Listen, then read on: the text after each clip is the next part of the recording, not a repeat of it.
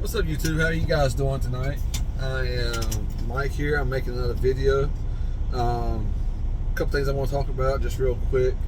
And so when we get started, be sure to hit like if you like the video. And I don't post as much as I had wanted to do. I've just been running. But one thing I want to hit on real quick.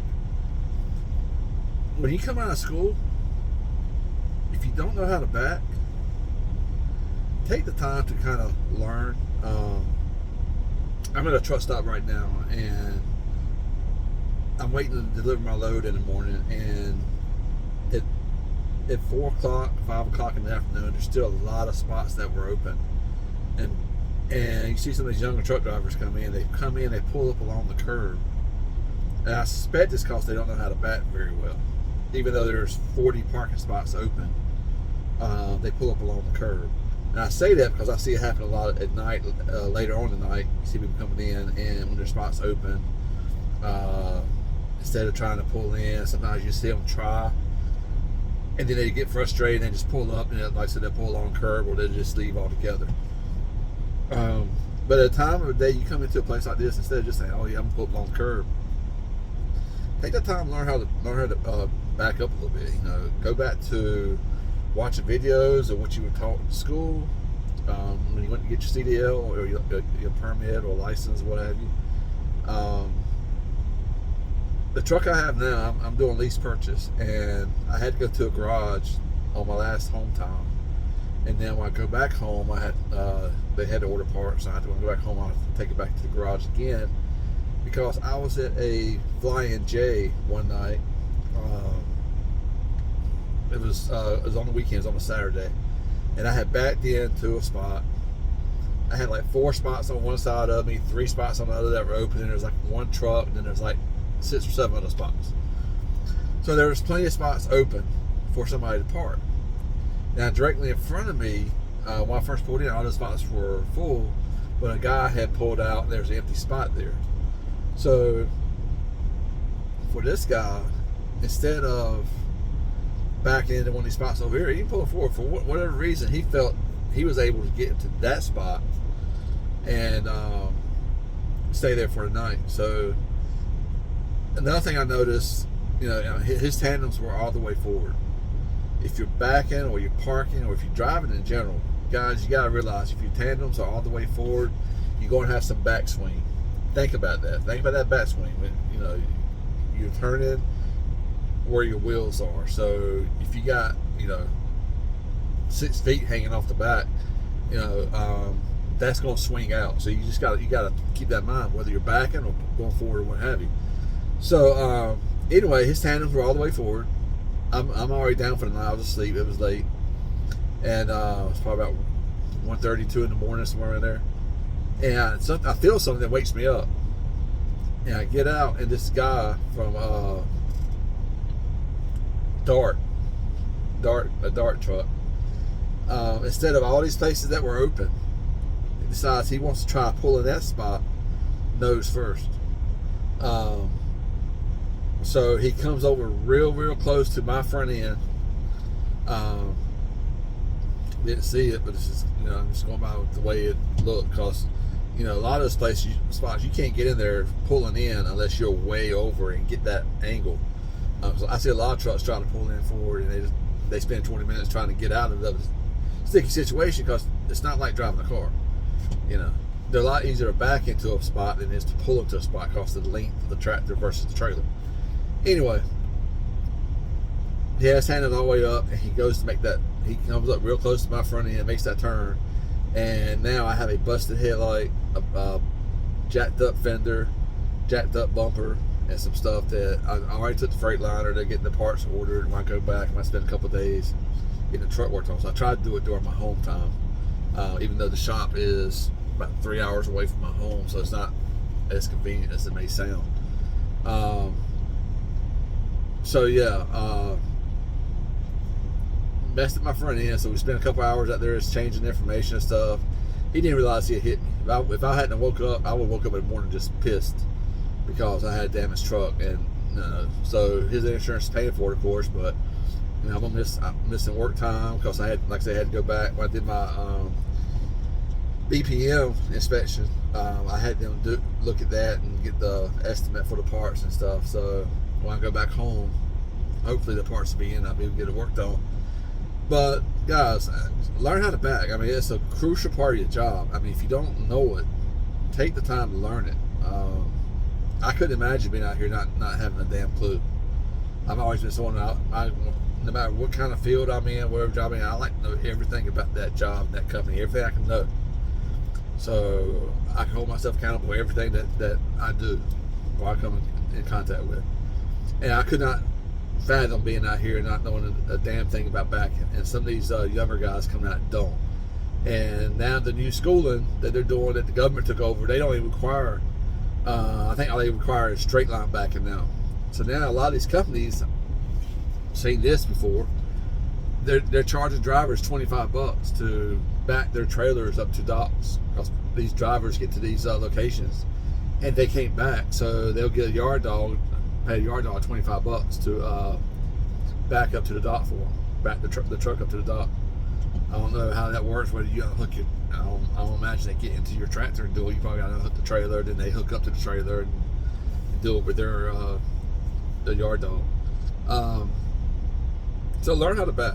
I'll tell you, when I first came out, I found it easier to also with my tandem stood all the way forward. Feels like you got more control. But I'm gonna tell you something I do now. And even with the truck stops, cause a lot of them are tight. You get some of them, they're really tight. There's not a lot of space in between one row and the next. So I'm gonna tell you something that I do, because I went to a truck stop. This was way back when I was with Snyder. And I was sitting there parked, and this guy was in front of me, and the spaces were limited. There's one on my right side. And this guy gets out of his truck, and I'm watching him. I have a hard time going to sleep, but I got open spots next to me. It makes me nervous, especially when you own the truck. You guys understand when you do lease purchase, or it's a little more different. You get a little nervous when you got open spots near you. This guy was back there. He tried to get in, he couldn't. He pulled back up forward again. And he's back there. He's standing at the back of the truck, and he's taking steps back. He's counting. I thought, what the hell is this guy doing? Couldn't figure it out. I got to talk to him, because I was like, this guy's getting ready to take my whole damn bumper off. So I got there to talk to him, and he was taught the 10-step rule. I don't know what the 10-step rule is. And he had an accent that was kind of thick, and I couldn't really understand what the hell he was saying. This truck over here flashing his lights on. What's going on? He's trying to send Morse code or something. What's going on? Anyway, I ain't never heard of them 10-step rules, so I didn't know what the hell was going on. So I said, look, I'll help you. And I said, first of all, I said, slide your tandems up, because there's a truck over there. I said, you're back here, some catch this dude, because this road over here is too close. And something else that I learned, we always learned to pull all the way out till your tractor's facing this way, then turn this way till your tractor's facing that way. You don't always have that kind of room. And I had somebody help me when I first pulled in. He said, hey, you got to keep close to the trucks on this side, and you just want to get that C angle. Once you get that little C angle, that's enough to get your tractor pushing the trailer in the right direction. So I've used that ever since. So when I get to go to tight locations, I'm getting really good at getting in there, getting it out. Not always 100% perfect, but I do pretty good. And so one thing I want to talk about now, when I go to the truck stops and park, I actually do better when my tandems are all the way back. I'm gonna tell you why. There's no overswing. There's little, but very little. If you got your tandems all the way back, very little overswing. And even if it's tight, like from one road to the next, I can usually pretty much do it still with my tandems all the way back, because I just keep the tractor close to this row over here. I'll pull up, get past the one stop like they always say, then I don't turn all the way that way. I just a little bit, then right back again. So I'm really close to these trucks on this side, on my driver's side, but I had that little bit of a C starter so I can get that cut. And then at that point, and whether you got that much room or a lot of room or not enough room, I always say, watch your wheels. Your trucks, when you start cutting, your turn starts pivoting on your rear tandem. So I'll start backing up, and I keep thinking I won't get a sharp turn or anything. I have my wheels turned just a little bit, and I'll start backing up toward that spot. And then once that my back wheel gets near that the yellow line, if you can see the yellow line, sometimes you can't, but you get to that spot, that's when I'll make a sharp turn. And then at that point, my truck's not moving back; it just starts to pivot on that wheel. And then I'll kind of straighten my wheel up, and it'll still pivot for a little bit, and then eventually it'll start pushing back, and you can just slide right in there.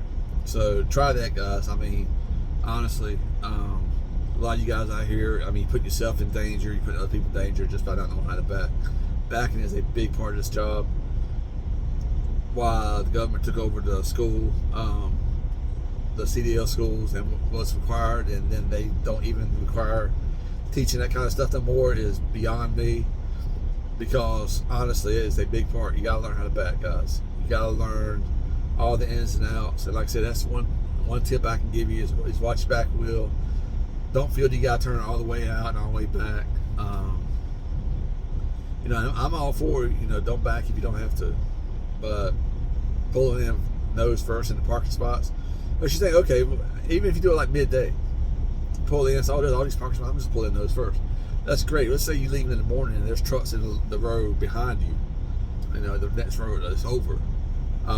You're trying to back out. Now at this point, you got to get that whole trailer out now, and then more, because you got a truck on each side of you. You can't start turning that much right there, because your front end is going to hit your tractor, is going to hit that tractor.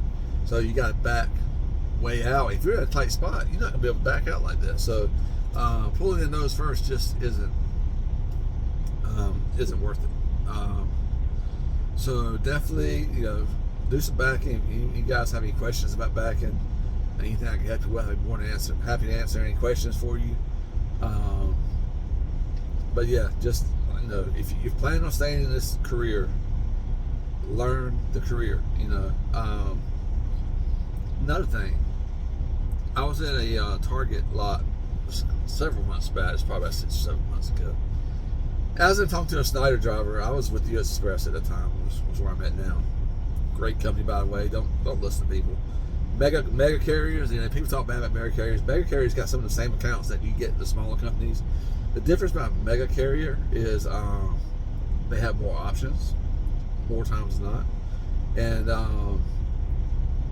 they have more trailers, which everybody's been in a company that you got driving around trying to find trailers. You know, mega carriers have more, you know, more trailers. Some of them don't pay very well, but some of them, different accounts, pay pretty good. You just got to find out what's best for you. Don't just, you know, just watch a video to it and just say, forget it, whatever, I'm going to go ahead and do this. No, look around. Ever since I came out of school, I've been with mega carriers, and most of it has been a good experience, you know, learning the crafts and everything. But anyway, I went to this Target spot. I was talking to the Snyder driver. He was a trainer. And his trainee gets out of the truck. He's over there. He's making them do the tandems and everything. I mean, the landing gear and everything. This guy gets out of the truck with his pants hanging off his ass.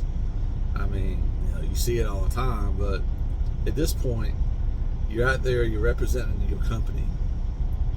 You know, you're going into other businesses, representing Snyder or whichever company you're working for. If you're ever looking to advance in this company, don't think, you know, I get a thing where I can grade my drops. You know, the companies I go to, I can fill out surveys and stuff. I imagine some of these places, they have the same thing. They can probably do surveys on us. Do you want to be known as the guys coming in with pants hanging off his ass and wearing sandals and you know, wearing his pajamas, whatever it may be? You know, don't be that guy. Get up, get yourself ready, get dressed like you're going to work, and go to work. Represent yourself in the best way possible. That's just good work ethic. That's no matter if it's trucking or McDonald's. It don't matter. Have good work ethic about what you're doing. Have pride in what you're doing. You're getting out there, you're trying to crank landing gear, and then you gotta reach back there and pull your pants up with one hand because your pants hanging off your ass. And it wasn't because it was just ain't like because he lost a lot of weight real soon. That's the way he liked to wear his pants with that. asked the trainer, I said, dude, you let him ride around like that? He said, no, trust me. He said, when he gets in his pants, when he gets in the truck, he sits in my seat, his pants are on his ass. I don't want his underwear on my damn seat. So I said, okay, at least he's doing that. But yeah, I mean, just represent yourself, represent your company well, especially planning on staying in this career for a while. You know, you want to have good work ethic. It's not just when people look at it. It's something you got to have that that will help you move forward in life. I mean, if you don't have it, I'm just watching this truck. He's getting a little close to me over here. I'm just watching. But yeah, you know, take pride in what you do. Take pride in what you do. Get up in the morning. You know, I get up every morning, I brush my teeth, no matter where I'm at, a rest area, truck stop, whatever. Can't get that morning. Sometimes during the day I get it done. You know, do that every day. Shower when you can. You know, try to eat good when you can. You know, just take care of yourself out here. It's a different lifestyle. You gotta adjust to it. But just represent yourself well. I mean, you know. But that's all I have. I just want to talk about backing a little bit and just work ethic in general.